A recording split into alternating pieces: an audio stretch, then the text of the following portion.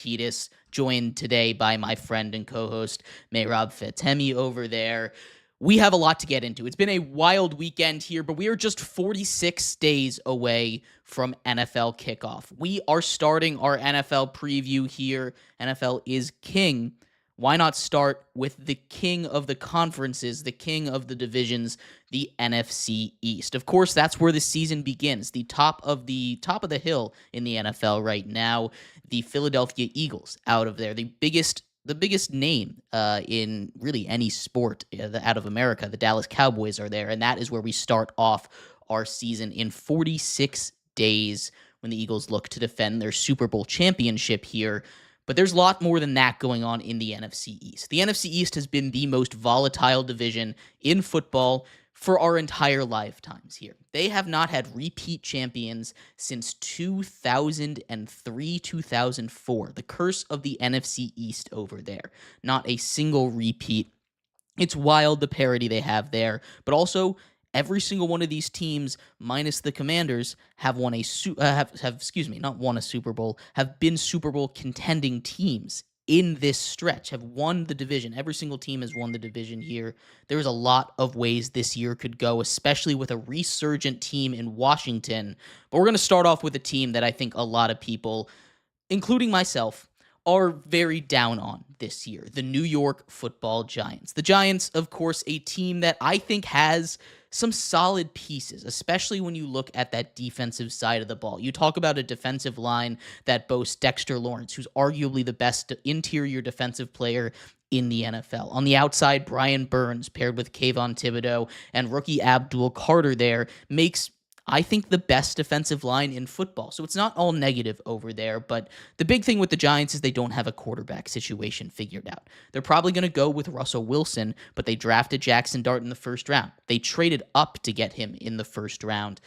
This is a team that feels a little directionless. I would expect Jackson Dart to get playing time this season. I don't know how early, though. Honestly, if I'm the Giants, this feels like a dead season anyway. You're probably going to fire your coach and your GM at the end of the season at the latest, maybe even midway through the season, although I like Brian Dable a lot. His time is up. I don't know why he's still coaching this team with the writing very much on the walls in bold, big letters. His time is up unless they go on some miraculous run. So this feels like a dead season. Why not throw Jackson Dart out there? And that's where we'll start, this quarterback situation. I think Jackson Dart makes it in by probably week 5.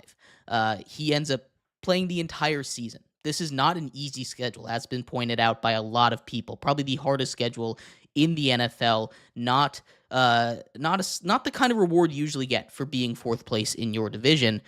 But it was just a bad roll of the dice for the Giants this year, and I expect them to be maybe the worst team in the NFL when all is said and done. But what do you make of this Giants team, Rob, here? Yeah, Jeremy, I know this hits home. I know you're a Giants fan yourself, and I know that this is a team that has kind of been in this sort of spot for the last few years or so. They did make the playoffs a couple years back in the Daniel Jones era, but I think the one thing that you have to look at as a sign of hope for this Giants and team in general is that defensive line. I think Abdul Carter, I think this might be a little bit of a stretch of a pick, but Abdul Carter, I honestly have very high on my list as possibly even being rookie of the year contending type of player this year. I think he's going to be a force to be reckoned with on the defensive end of the ball. Him and Dexter Lawrence are going to be an unbelievable combo. And I think the Giants defense has a very star-studded future ahead of them. But I think the spike that we always fall back on, and it's a big but, it's the offense. It is the quarterback situation. It is the fact that you have a guy in Malik Neighbors who has so much potential, untapped potential, that is just sitting out there like an island and with nobody to throw him the ball. It's very unfortunate to see. Hopefully, if they can get a quarterback up over there, if they can get one of their guys, Jameis Winston, Russell Wilson, can get a spark. Jackson Dart possibly could get a little bit of a spark. If they can figure out that quarterback situation to be some sort of a game manager, have him with Tyron Tracy in the backfield, who had a phenomenal rookie season. I expect him to build off of that. I could see the Giants getting close to 3 or 4 wins. I'm so sorry to say that's the ceiling. But that is the ceiling, unfortunately, here when we're talking about the Giants. They really have one of the toughest schedules in the NFL. Them out in terms of least or more struggling teams with one of the harder schedules, they fall in that category. We'll talk about another team with a very hard schedule in this division as well. But in terms of struggling teams, in terms of rebuilding teams, the Giants are in a really tough spot this year, and so is Brian Daboll himself. And I want to kind of hammer down a little bit more on the point you were talking about, because you're right. There's a lot to like about this Giants team. And I know that might sound incredibly optimistic coming from a Giants fan here, but there is a lot of pieces to like. You talk about that defensive line, the best in football for my money, right? You talk about the secondary that I think is fine. Signing Paulson Adebo, I think, is going to be amazing, as well as Javon Holland over there. Tyler Nubin, rookie last year, was really good, along with Drew Phillips, who was arguably the best corner to come out of last year's class, in a very good corner class. But the offense, too, just isn't that bad. You bring up Malik Neighbors, top 5-ish wide receiver in the NFL right now after just one season with what he's able to do. Tyrone Tracy is solid. You have one of the best offensive linemen in the NFL in Andrew Thomas, if he can stay healthy, protecting the quarterback. But they don't have a quarterback. They do have a guy that could potentially turn into something in Jackson Dart. Now, I'm not especially high on Jackson Dart. I don't think he's a guy that is going to be super successful in the NFL. But you do have Russell Wilson, who, if nothing else, has a pretty high floor, right? He's a guy that is not going to make too many of those boneheaded mistakes. He's a smart quarterback out there. He either throws it deep or he checks it down, which you don't want to play. You want to play mistake-free football with a team like this. It's a tough schedule. If everything cracks the Giants' way, and you were saying a lot of good things, I'm saying a lot of good things about this Giants team. But like you said, this is still a Giants team that has to go up against the Eagles twice, Super Bowl champion, the Cowboys who reloaded, the Commanders who are feeling like they're on a warpath to back to relevancy in the top of the NFL like they haven't been in 30 years. They have to play the Kansas City Chiefs. They have to play the Broncos, who maybe have the best whole defense in the NFL. They draw the 49ers as a fourth-place team. That is incredibly unlucky. There is not really a single softball in the schedule. Maybe the Saints. The Saints are probably the only softball on this schedule, but even then, this is not a Saints team that I think is that much worse than the Giants, at least on paper. If they played just a normal NFL schedule, one where they play a normal fourth-place schedule, say they play the schedule of the Colts or something like that, right? The schedule of the Titans, right? You get, not a great division, which when you play 6 games against a really good division, it already hurts you, but it puts the Giants in a really tough spot. Now, I personally have the Giants going 3-14. This is a disaster season, and it feels like like I said before, the writing is on the wall for this team. This team is ready to move on into a new era, whether that's with Jackson Dart or whether that's with whoever's up next for the New York in the quarterback room. They need to figure that out first and foremost.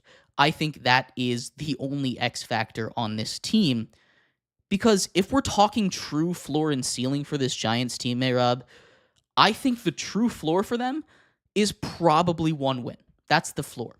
The true ceiling for this team, I think they could legitimately go 500 with the way that defense is built. They have a defense that could be a top 5 unit in the NFL. Definitely top 10. If everything goes perfect, maybe even a top 5 unit over there. And we have seen teams succeed without an offense with a defense that just shuts them down in the past. Now, I don't know how it works in this era of the NFL. It's a lot harder, but it's not impossible to see the path for this Giants team to maybe compete for a wild card this season. Now, the schedule is tough. I won't say that. And like I said, I have them going 3-14, but there is a ceiling here for this Giants team, and I don't think there's a lot of people talking about what this Giants team is building if they can just find a quarterback. Legit. Find a quarterback. This team is 500 this season. I truly believe that.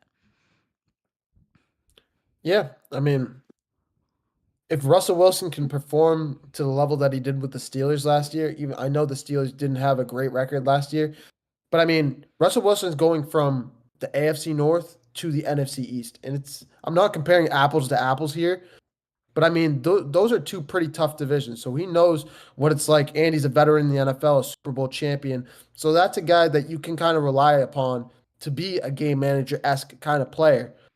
What I'm kind of worried about is kind of consistency. I could see Russell Wilson getting some sporadic wins. We've seen Jameis Winston knock off some top teams, get some um, underdog wins, some crazy wins that nobody expected him to pull out, and he did. They have some guys over there that can do it. The problem is I don't really see the consistency being there. I could see them, like I said, 3, 4, 5 wins. I personally have them sitting at 2-15 in all honesty, and I don't mean that in any bad way because I do think I'm right there with you that they have a very strong defense. But offense wins you games, and you can't, especially in the NFL, the defense works, but you need to score points somehow. You need to move the ball down the field. And that is where I think the Giants are really lacking, especially in today's NFL. I think the Giants defense could win them some games. I think Russell Wilson might win too. But I really don't think this Giants team can win more than 6 or 7 games max for me Yeah. as a ceiling. Absolutely. And I'm kind of on the same page as you. This is a Giants team that's going to be picking in the top 5 next season. So this is a year kind of just go out there, have fun, develop those young guys, see who you got with a really solid rookie class, actually, for this Giants team. But let's talk about the good. That was the bad and the ugly, probably, for this NFC East. I think the other 3 teams all have a claim for the crown, the top of this division, the one that can't seem to stay in one place for a very long time. So we'll start with the team that won last year, the Eagles. Super Bowl champion. Saquon Barkley, of course, Offensive Player of the Year. Jalen Hurts, Super Bowl MVP. Lots of talk about this team. They open up their schedule against the Cowboys at home on Thursday Night Football to open up the season just 46 days from now. This is an Eagles team that lost a little bit in the offseason, especially on the defensive side of the ball. That always happens when you win a Super Bowl. A lot of their key guys on the defensive line went to other teams. And that's not to say that this is a bad team by any stretch of the imagination. That offense still largely basically the same when we're talking about this Eagles team, right? You still have maybe the best offensive line in football and the best running back in football, maybe the best wide receiver duo in football. That offense is going to be amazing. The defense, no slouch either, right? All pro level guys on all 3 levels. Zach Bond, Jalen Carter, these guys in the front 7. You have a really solid duo of young players in the cornerback room in Quinyon Mitchell and Cooper DeJean. This is a very, very good Eagles team. They're looking to repeat. On paper, they're still probably the best team in football, but it just feels a little bit off to me with this Eagles team. Losing a couple of guys, especially on that defensive line, and I know they'll be fine. They still have Jordan Davis. They still have Jalen Carter. They still have Nolan Smith. But it's not as stacked up there, and you're starting to get a little bit older on the offensive line. Jalen Hurts is good, but can he carry this team? There's been lots of discussion about where Jalen Hurts kind of ranks in the hierarchy of NFL quarterbacks right now, right? Is he a top 5 guy? Is he a top 10 guy, right? Where does he sit in the NFL rankings? I personally have him at 8, but is it a case of him getting carried, or is it a case of him being that guy over there? There's a lot of questions for this Eagles team to ask, but it all comes down to, can they repeat here? What's your thoughts here on this Eagles team, Rob? Yeah, I think you hit right on the money everything that you said. I think that the Eagles are one of those really interesting teams this year in the NFL. They're going to be one of those teams that are going to need to control their own destiny. They're going to be one of those teams that are going to need to find players to fill spots. Some rookie guys, some younger guys, some guys that came off the free agent market, that came off the streets to try and fill in some of those big spots. The secondary got absolutely torched in free agency. C.J. Gardner-Johnson got traded. Darius Slay got released. Those are 2 big pieces. That's not even talking about the defensive line. Milton Williams went to the Patriots. Josh Sweat left in free agency.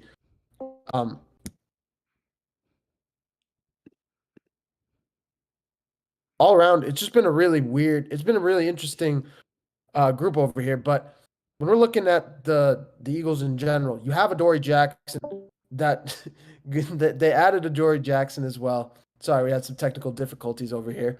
Um, but they did add guys like Mekhi Becton as well. This is just an Eagles team that are going to need to be very offensive heavy this year. I think their defense is going to be somewhere around, I don't think it's going to be top 10 like it was this year, but I could see them hanging around top 15, top 20. But it's going to be that offense that's going to need to carry it. It's going to be AJ Brown. It's going to be Saquon Barkley. It's going to be the play of Jalen Hurts. And with that pressure being on Jalen Hurts, are we going to learn a little bit about Jalen Hurts? Was Jalen Hurts partially carried a little bit by that defense, the way that some critics were talking about it?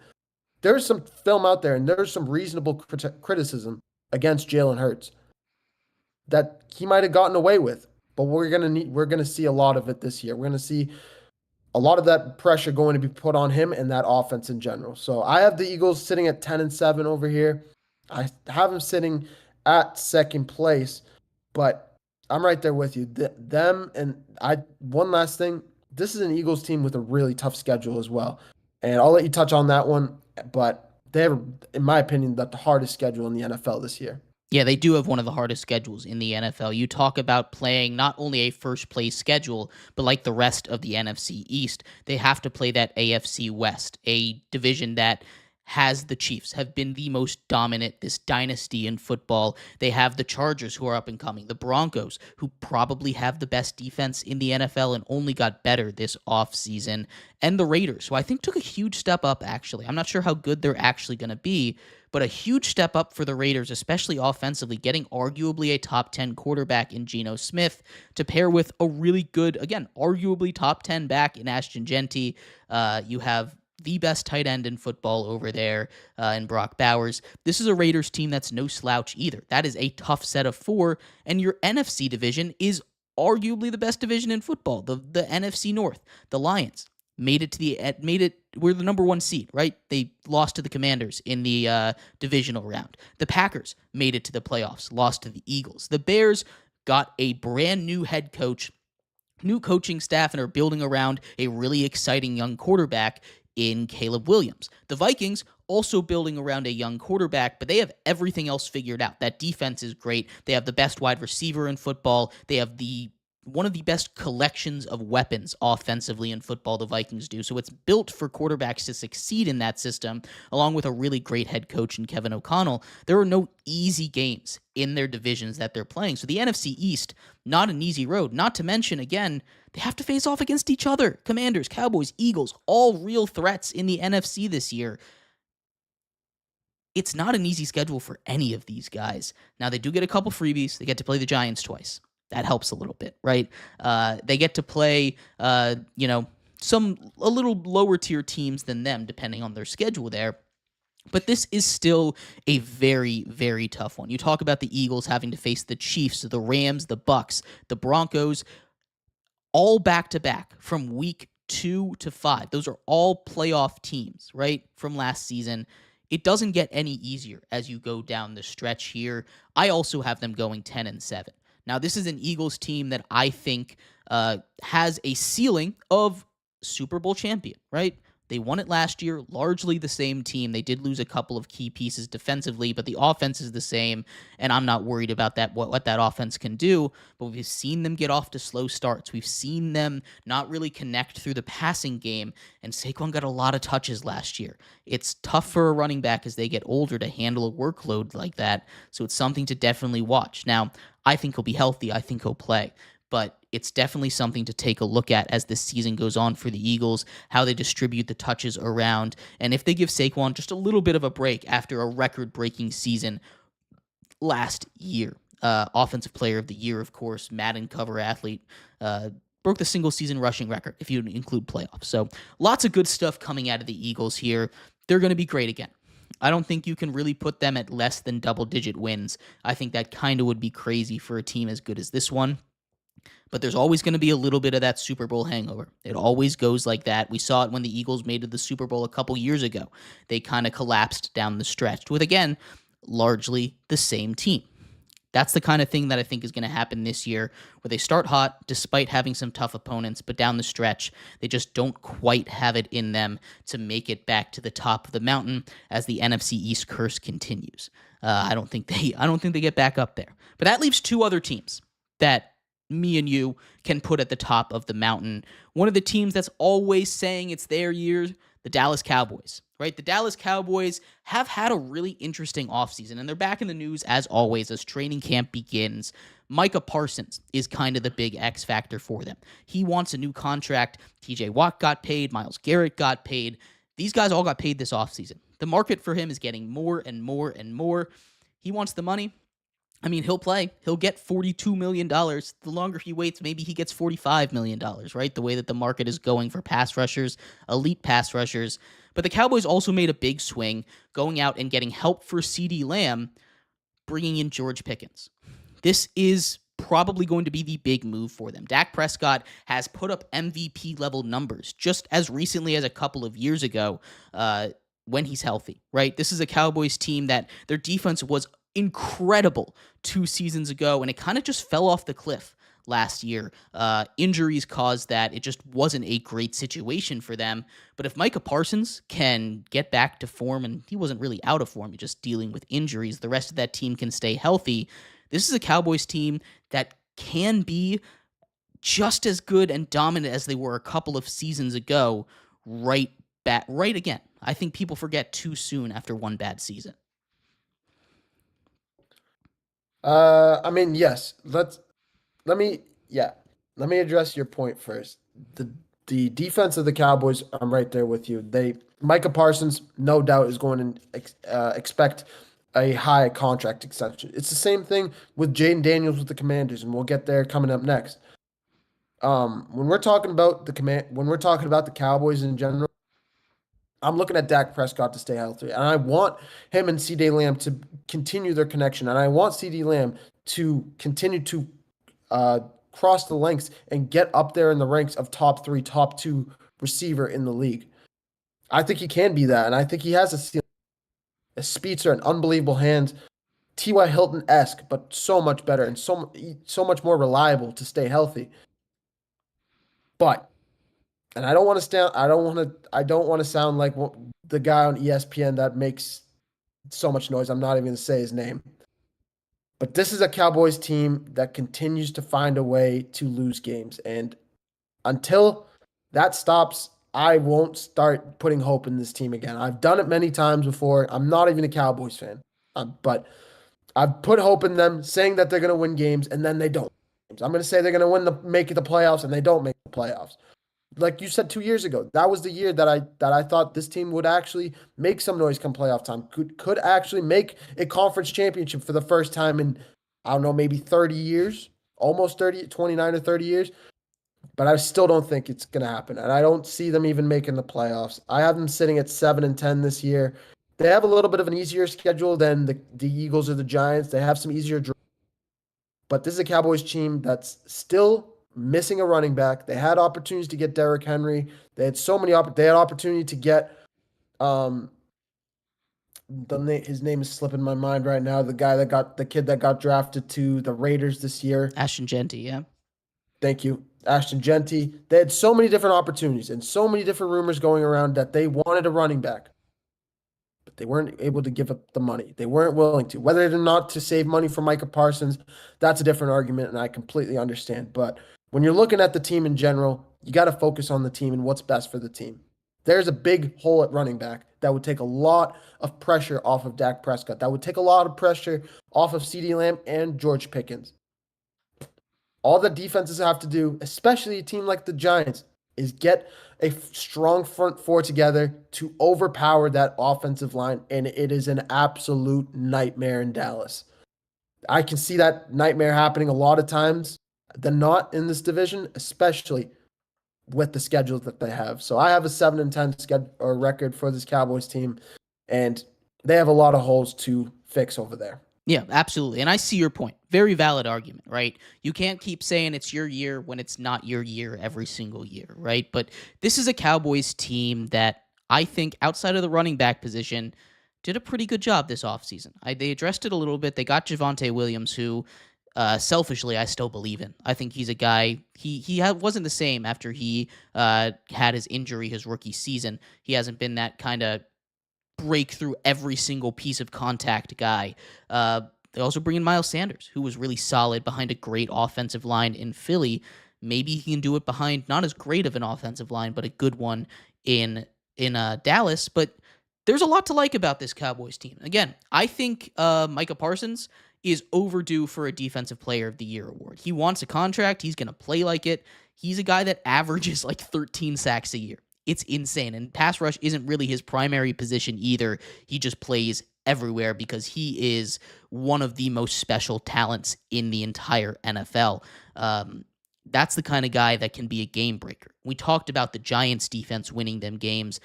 The Cowboys have an offense too, right? Dak Prescott legit could be an MVP candidate this year behind CeeDee Lamb, behind George Pickens. We saw CeeDee Lamb put up really good numbers despite being the only option on offense for them last season.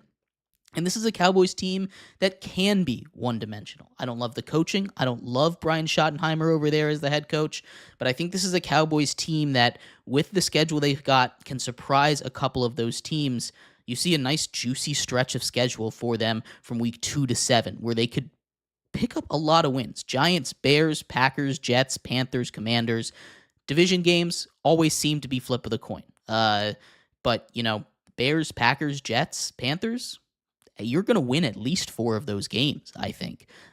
If you're playing at your best right there, playing up to your level, it gets tough down the stretch of the season after their Week 10 bye. But this is a Cowboys team that I think could have a big rebound season. We don't generally see them be that bad 2 years in a row, especially with a payroll as high as this one. I do want to address the Micah Parsons stuff real quick before we keep going, because Jerry Jones basically said, even if we pay him, we don't know if he's going to be healthy.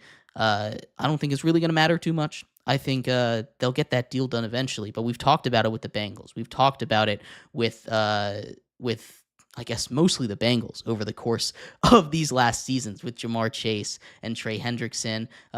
You pay your guys as soon as you can, and Jerry Jones just does not seem to understand that, because he's got the money, but it gets more and more expensive. It's harder and harder to build a team. This is a Cowboys team I think has a lot of potential, but potential gets you fired in the NFL, and they've had a lot of potential really for the last 30 years and have not done too much with it. I also, I like the Eagles, have them going 10-7 this year, but like you said, they could very easily flip that record, go 7-10, lose a couple games that I have them winning against some teams that could be a surprise for you. But the last team that we have to go through for the NFC East here, it's the Washington Commanders, a team that made it all the way to the NFC Championship game in a true revival of a football city in Washington, D.C. The Washington Commanders, powered by Jaden Daniels, who, in my opinion, pretty clearly a top 10 quarterback in the NFL. They've got their own issues going on off the field right now with Terry McLaurin, and I think that's going to be a huge piece that they need to figure out. I have faith that they'll get that done. Terry McLaurin, a huge, huge piece of what they do offensively. He's a guy that I think needs to be signed for them to be successful this season in the NFL. The Commanders have really no ceiling. That's how special Jaden Daniels could be. Now, this does very much fall on his shoulders a lot. He was playing Houdini. He was a magician last season for this Commanders team in order to get them as far as he did. He played near perfect football against the Lions, and what he's able to do with his legs got them a win on a tough 4th down conversion against the Bucs in playoffs round 1. This is why they were so good. Jaden Daniels in year 2, looking to build on it. He's a guy that I think could potentially enter into MVP conversations with what he's going to be able to do. They add Deebo Samuel. I think that's a huge get for them. You talk about a team that loved to throw screen passes under Cliff Kingsbury. Deebo Samuel may be the best catch and run guy in the NFL. You get him the ball quickly behind a couple of blockers over there. You run like a wide receiver screen. He's going to bowl through a couple guys, and he is going to get you some yards. I love that fit. But for it to work, you need that deep threat. You need that guy that's going to take the top off the defense, and that is Terry McLaurin. That's the thing they have to figure out before we can even talk about them being good this season. I think they figure it out. What are your thoughts on the Commanders' Terry McLaurin situation right now?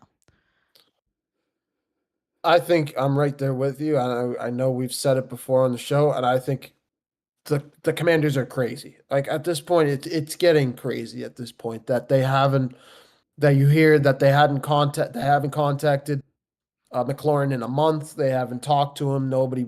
He says he wants to stay in Washington. He wants everything to work out, but the Commanders just don't want to move off the money. It just seems like that is what it's coming down to, and it's shocking. He is such a pivotal part of this offense. His speed, his ability to take the top off the defense, like you said, that is his role. His role is to be a deep threat wide out for Jaden Daniels to just launch it downfield. And for McLaurin to be he'd just be like, you know that meme? McLaurin's somewhere, he's just down there somewhere. Let me just throw it up there. He'll catch it somehow. That's what he is. That's what he is. He's the Tyreek Hill of the Washington Commanders, and that's how they use him over there in Washington. I think that the Commanders did really well actually addressing the defense, and that was a big hole. That was a big part of this team. We knew how good the offense was. They added Deebo Samuel as well, but adding Javon Kinlaw was such a massive piece. Bringing in Dietrich Wise, KJ Osborne for the offense as well. You have a bunch of Bobby Wagner, who's a phenomenal veteran player, to continue to grow that defensive unit in Washington. As a whole, I think they've done a phenomenal job. And I think the Commanders, I'm right there with, they have no ceiling. I project them at 13-4. And those 4 losses, some of them are just because you have to lose some games here. You're gonna lose one against the Eagles. You're gonna lose one against the Chiefs. Probably. You'll lose one to the Cowboys. Like you're just saying you throw your hands up, just trying to be realistic here. But the Commanders are one of those teams that you could legitimately see go 14-2, 15-1, and dare I say 17-0. They're one of those teams that really could. So I'm really high on them. I think they're going to be phenomenal this year, but I have them sitting at 13-4, and I see Jaden Daniels continuing to grow with this offense. And really, Deebo Samuel, I don't know if you've seen any of his workout videos, but he looks like he is getting not only lean, but putting on weight as well. Putting on muscle. He is looking phenomenal, and I think he's ready to have a comeback year. Yeah, you talk about that defense, and Deebo Samuel is going to be really exciting. But I want to talk about that defense a little more. You hit it a little bit. I want to dive a little deeper. One of the big weaknesses with this team, it was not just the run defense, which was awful, but also the pass defense. Really, the defense as a whole. They trade for Marshawn Lattimore last season. He was playing through injuries, wasn't the same. He's still going to be a very good corner. Mike Sandersill, one of my favorite picks from last year's draft, is an incredible nickelback. Yeah. Keep going. My bad. He's from Boston. He's from Massachusetts. He's Mass native. He's a Massachusetts native. I'm sorry. Incredible nickelback over there. You draft Trey Amos out of Ole Miss, who's a guy that I really like in this year's draft, as well as signing Jonathan Jones. They've completely changed that secondary, which was one of the weakest. They were starting Noah Igbenogany last year. They had to cut Emmanuel Forbes last year because of how bad it was. He was a first-round pick from a couple years ago, right? They have completely transformed that back end, which is going to allow them to play with a little bit more heavy boxes. And the biggest piece of news from them, they just signed Von Miller. Von Miller is a future Hall of Famer. He is one of the greatest defensive players of this era. He, of course, won a Super Bowl MVP over there with the Broncos. He is going to be trouble for them, right? He's a guy that isn't necessarily his prime self anymore, but you can get him in on third downs, pass rushing downs, just cause havoc for opposing teams. Pair that up with Frankie Louvu, who I love Frankie Louvu. He's one of my favorite linebackers in the league. Bobby Wagner, one of the smartest players in the league. He's a little bit over the hill, but his leadership is huge. You still have Daron Payne anchoring the inside there. This is a really good Commanders team. They need to click. It did not click last year, and you're kind of banking on a bunch of veterans or young guys to either return to form or develop quickly for this Commanders team to be good. But I think this is a team that could take a huge step up. Now, the schedule is a lot harder for them this season than it was last year. There's no doubt about that. You talk about getting a second place schedule as opposed to a fourth place schedule, and of course, playing the NFC North and the AFC West. That's already 4 games. That's tough for this team, but this is a team that has history. This team specifically, this quarterback has history with a lot of those teams. You talk about the Bears, the Hail Mary, the Lions. They get a little bit of revenge there, maybe for what happened in the playoffs last year, right? This is a team that has motivation to play hard against these teams. These teams have motivation to play hard against this Commanders squad, but the legend of Jayden Daniels is just starting to be written, and I think this is kind of a make or break year for him. You want to talk about floor and ceiling like we did with the Giants? This is maybe the biggest variable of floor and ceiling. Like you said, if Jayden Daniels plays at his best, he is an MVP candidate, a guy that maybe is worth sprinkling a little bit on if you do partake in betting over there. The Commanders, they run everything through him. He's the only reason that they were as good as they were last year. He is someone that could take a huge step forward and, again, potentially throw themselves into the MVP conversations. You also have a really good coaching staff, a great play caller that worked really well in Cliff Kingsbury over there. That's the ceiling. The ceiling, I'm not going to say 17-0. I'm not insane like you are, Mayrob, there. But I will say the ceiling probably around 15 wins and the number 1 seed in the NFC. The floor, on the other hand, you talk about a tough schedule, a young team that kind of feasted on some not great opponents last year. The floor is missing the playoffs, right? They're still going to be good. I think the floor is probably around 9 wins this season, but this is not a guarantee. This all depends on how Jayden Daniels does. You talk about a sophomore slump a lot with NFL quarterbacks, with teams, with athletes like that. It happens sometimes. It's not something that we expect, or at least I expect, with Jayden Daniels, but even a guy in C.J. Stroud who had one of the best rookie quarterback seasons of all time his rookie year, had a little bit of a down year. Now, that's because the offensive line was disgustingly bad over there in Houston. Just atrocious. And the Commanders have done a very, very good job of protecting Jayden Daniels. They obviously spend their first-round pick on Josh Connerly Jr. out of Oregon, a huge guy to protect him on the end. You have a really solid interior defensive line if they can stay healthy with Tyler Biotish, Sam Cosmi, and they trade for Laramie Tunsil as well, right? They go out there and they revamp that offensive line. That's going to be the biggest piece. If that offensive line can hold up and Jayden Daniels has time, he talks about training in VR at like 4 times speed. So the game's slow for him. And I think that's something we might see more teams, more quarterbacks do, especially if Jayden Daniels continues to dominate the league like he has. But this is a team that has probably the biggest variance in the NFL. I have them winning this division. I have them going 11-6, not quite the 14-3, 13-4 that you had the Commanders going, but still a very good season and a playoff berth as the curse of the NFC East continues. No repeat winners can ever happen in the NFC East. It's just not allowed.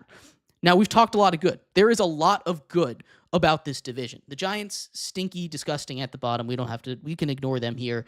But this really is one of the toughest divisions to predict. The Eagles, the Cowboys, and the Commanders all have a legitimate claim to winning this division. You could make a convincing argument for either one of them.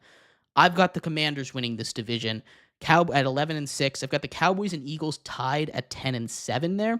Cowboys get the nod here because they've got a 9-3 record against the NFC, while the Eagles have an 8-4 record in my predictions here. So Eagles down at 3rd for me, while the Giants sit in the basement at number 4, potentially the number 1 pick in the NFL. But this is a division that we could see maybe 3 teams make the playoffs in. It wouldn't be that shocking. I doubt it. It's kind of tough, but it could happen with the NFC East this year. It's a very, very good division. Yeah, it really is. I personally have we're right about the Commanders and the Giants. I personally have the Eagles sitting at 10-7, with second place in the division, and then the Cowboys at 7-10. And I know that's a little disrespectful to the Cowboys. I just have some of those teams that they're playing to kind of get not just to play well against them, but I think we're underestimating teams like the Bears, like the Jets. I expect some of these teams to get some wins on them. So I'm being realistic, but definitely expecting more than what I have of them. I just, based on what I know of them, just projection, I have them sitting at 7-10, but I could see them getting close to 500 or just above 500 at 9-8. But yeah, I got Commanders, Eagles, Cowboys, and then the Giants sitting in the basement. Hopefully they'll get the number one overall pick because I want that team to actually do well. They have a squad. Their defense is phenomenal. They have pieces that can actually work. They're just missing some key parts. They have the little things. They just need the big things. The quarterback, another wide receiver, an offensive line. The big pieces are what are missing in New York. That's right. But let me know what you guys' thoughts are on the NFC East. I'd love to hear what your division orders, where you think we're insane for. Neither of us have the Eagles winning this division. So go and roast us there in the comments. I'd love to hear your guys' thought on the NFC East. We're going to take a quick break. When we come back, Chris Paul returns to the Clippers. We'll talk about that and much more here on the Triple Threat Show.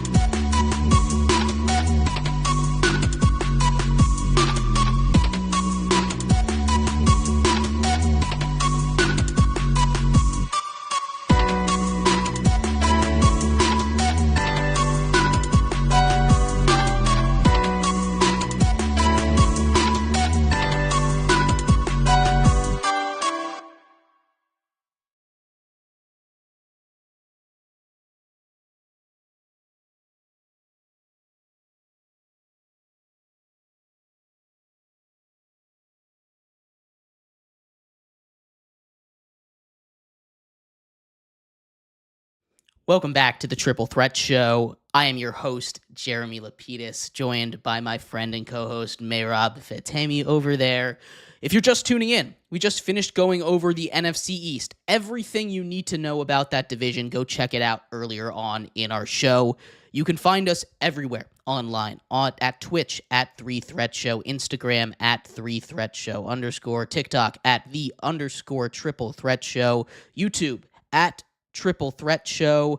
We're also posting our podcast, the full link of this show, everywhere you get your podcasts: Spotify, Apple Podcasts, iHeartRadio, Audible, Amazon Podcasts, anywhere you think of. Go check us out. Give us a follow over there for more stuff. But just some general rundown here. It's been a wild weekend in sports. The biggest story for my money here: Chris Paul returning to the Clippers for his farewell tour. He said that this 21st season of his is going to be his last one, and no better spot for him to go back to than where it all began, where he made his mark in the league with the LA Clippers. This is the perfect spot for him, not only because it continues their ability to be a championship contender team, which is what he wanted. Chris Paul wants a ring, but also he gets to play near his family with guys he's had success with. James Harden over there with the Clippers as well. And the Clippers, this isn't just a, hey, look, guys, come watch our games. We have Chris Paul. This is a need for them. They needed a backup point guard pretty badly, and he is still great in that role. He's not going to come out and play starting point guard minutes, but to run the second unit, I don't think you can ask for a better guy than Chris Paul over there. I love this move, and I think this Clippers team, they were a 4 seed last year. I think they got better. I think they're legitimately championship contenders in a very tough Western Conference. But we've had disagreeing thoughts on this. We talked about it last week when Beal came over. I thought they were contenders then. But I think this absolutely cements them. They've gotten a lot better this offseason. And again, a lot of this with this Clippers team with older guys: Chris Paul, Kawhi Leonard, James Harden, Bradley Beal, right? A veteran-led squad. The big concern, it's always going to be injuries, right? But if they can stay healthy, knock on wood, they can stay healthy, right? This is a team that I don't really see a reason why they can't be the team that comes out of the West. And with the state of the East, you survive the West, you've got a real good shot at the title. Yeah. This is a Clippers team. I'm right there with you that this is a Clippers team that if they come out of I almost call it the NFC, the West, that this is a team that can actually do really well and can win a championship if they can come out of the West. Now, this is a Clippers team that I also think has gotten really good. I think they've gotten much better. They added Bradley Beal, like you mentioned. They got rid of Norman Powell because he's such one of those 6-man of the year guys. But at the same time, you bring in a guy like Bradley Beal that's really efficient, that's really can finally gets his spot with the second unit, that can sometimes run with the first unit if Ty Lue has him run that way. This is a guy as well going to Ty Lue. He's an experienced head coach. He brought James Harden, returned him to almost Houston Rockets form. Easily the best we've seen him since he wore that Houston Rockets jersey. I expect him to continue to play like that. Kawhi Leonard, I expect him to play some more games, to be less on the IR, show up on the court a little bit more, continue to play at a high level the way we can. And then, of course, Chris Paul. I expect him to do really well with that team. And at that point, just bring DeAndre Jordan and Blake Griffin out of retirement. Bring back the Lob in the sequel. Just bring it back. It's for the best. Come on now. Yeah, no, that would be a lot of fun. No doubt about that. But if you're doing power rankings here, just off the top of your brain, the East doesn't have a team in the top 5, probably. But there's a pretty clear top 4 in the West. You have to put the Thunder at the top. They're coming off of a title, and their team basically the same. They've added some pieces to it. They're getting some guys that are going to be healthy for them this year. They might have even gotten better based on how they fixed that rotation. You have the Rockets, who add KD, were the 2 seed in the West last year. The Nuggets, who also had an elite offseason surrounding the best player in the world in Nikola Jokic, with some help offensively and defensively, making that team a whole lot better in the process. And then the Clippers. Those were the top 4 seeds in the West, or Lakers swap with the Nuggets there. But those were 3 of the top 4 teams in the West, 4 of the top 5 teams in the West, and all of them got better this offseason. I think those are pretty clearly, at least in my mind, the top 4 teams in terms of chances to win the NBA title this year. And with how much parity, I'm not going to count out the Thunder because they just won the title. They'd had Shea be maybe the best single season performance that we've ever seen with what he's done over there. Definitely top five. But there's a lot to love with a lot of these teams out west, and I think Chris Paul on his farewell tour, it isn't going to be like Kobe with the Lakers when it was just he's the only reason you're going to see that team. Good, he got a farewell tour over there. I think he deserved it, of course. But it was a different vibe. They weren't really trying to win championships. His last game, they literally just, let him shoot a million shots. And it was a fun game to watch. But this is a Clippers team that's going to try and win as long as they can stay healthy. Big caveat there. This is going to be a very, very successful Clippers team. But outside of that, we also had a huge fight this weekend in the UFC, Rob. We saw one of the most shocking ends of a fight, really in the history of the UFC. It's always fun when you get an all-out brawl for the last couple seconds, but a buzzer-beater knockout too, which I don't think I've ever seen in my life. An incredible fight over there. Talk to me a little bit about what you saw this weekend at UFC 318. Yeah, UFC 318 was an absolute blast. We saw first and foremost, we saw Dustin Poirier on his farewell tour, his retirement fight.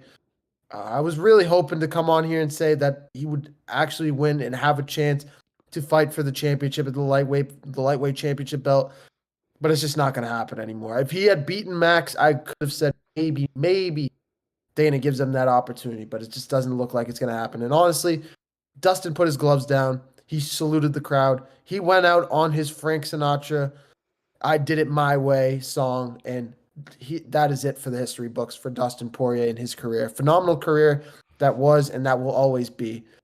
But when we're looking at the rest of that fight, there is a lot to say about Max Holloway, and we'll probably have to touch on this more another time because Max Holloway has a lot to be happy about coming soon. This is a lightweight division that is so chaotic already. You already have guys like Justin Gaethje in line for title shots, Arman Tsarukyan, who's right there. And now you have Max Holloway, who just took out Dustin Poirier easily. Paddy Pimblett's also in the mix. But you have Max Holloway that just put himself back in the conversation for a rematch, possibly against Ilya. I don't think Ilya Topuria is going to take that at any point. He already has said that he wants to fight different fighters. But if Max continues to go on this streak, continues to take out some of the top guys in the division, Dana's gonna have he's gonna have nothing else to do but to offer that fight, but to make that fight. There's nothing else to be said. Max is one of those guys that is going to fight, and we saw probably one of the best versions of Max in his career this weekend. What a fight we saw! We saw the buzzer. You mentioned the buzzer beater knockout that almost in the second round. You bring up the brawl at the end of the fight as well. But the second round where two of these guys just went at it, Dustin Poirier got taken down, or Max Holloway knocked down Dustin Poirier, and then Dustin Poirier comes right back with 10 seconds to go and knocks down Max. Almost went out for the knockout. So when we're looking at this fight in general, it was a phenomenal fight. Very fun fight to see. Max, a lot to look forward to coming up soon. Dustin, an unbelievable career, and honestly, a really successful event. Yeah, absolutely. It was. That was, you mentioned just the back and forth nature of that fight. Max Holloway has been incredibly hot too. Like just his stretch leading up to this one, everything that he has been doing, he's putting himself back in that title contention in a very crowded field. Who's the next guy you think that gets a shot at the title in that division? It is such a crazy. It looked like it looked like it was already crowded, and they took Charles Oliveira out, so it calmed down, and then Max just puts himself right back and makes it another gauntlet. I guess I have to say Arman Tsarukyan just because he was already in line for a title shot and was about to fight Islam Makhachev earlier this year. So I think Dana's just going to give it right back to him. But there's a lot to be said about the rest of the guys. Like I mentioned, Paddy Pimblett is right in line for it. Max Holloway has just put himself back into it. There's a long list of guys in there in the lightweight division, and it is such a packed division. Ilya's chasing Islam Makhachev. Everyone knows it. It's just about what's going to end up happening. I think he's going to have to defend his title one more time, and it's probably going to be against Arman Tsarukyan. Yeah, no, like you said, of course, you got to defend your title a couple times there, but it's going to be a really probably the most intriguing division to watch, at least in the next couple of months, next couple of years over there in the UFC. Lots to like over there. What were your other takeaways from the rest of the card there? Look at the rest of the card. Paulo Costa and Roman Kopylov was a great fight. Not one of the more intriguing ones, but Paulo Costa, at some point or another, you need to show up on a decent basis and actually fight like consistently, not just once any blue moon. It would be nice to see you go out there and put on a great performance. But at the rest of the card, I mean, I'm not really too sure. What was your thoughts on it? Yeah, no. Obviously, the big highlight was that last headlining fight. But I think there was a lot of good that came out of this card as well. You've got a lot of guys coming up that could be champions soon. We saw Paulo Costa get a big win in the co-main event by decision. I thought he looked really good in that fight. Um, there's a lot to like about UFC 318. But really, again, big takeaway was just Max Holloway is going to be a superstar the way he keeps fighting, especially with his energy, the way he is a showman out there. That's the kind of things you look for that Dana White especially likes when you're trying to build up a brand, which is so important for fighters, right? You want to be that recognizable face, and his big flourish, his big finishes, and a big win over Dustin Poirier over the weekend is going to help him absolutely get over the hump and potentially be the next guy to fight for a lightweight title coming up soon. But a lot to like out of sports. There were a lot of big pieces of news that we'll get into later on this week. We'll be back on Wednesday. Training camp. Every single team is starting to show up. We had teams report last week. The Chargers did. Now we're having a whole bunch of teams report today, including the Cowboys, the Commanders, and a bunch of other teams report tomorrow. Every team should report by Wednesday. Lots of stories coming out over there. We'll do an update on holdout situations, everything going on around the league, contract updates, as well as anything else going out around the world of sports on Wednesday. Tune in live on YouTube and Twitch. Then you can also find us everywhere else around the internet. Instagram, TikTok, anywhere you find your podcasts. But thank you, everybody, so much for tuning in to today's episode of the Triple Threat Show. We have been your hosts, Jeremy Lapidus and Mehrab Fatemi over there. Thank you so much. We'll be back Wednesday. Have a good one. Bye-bye.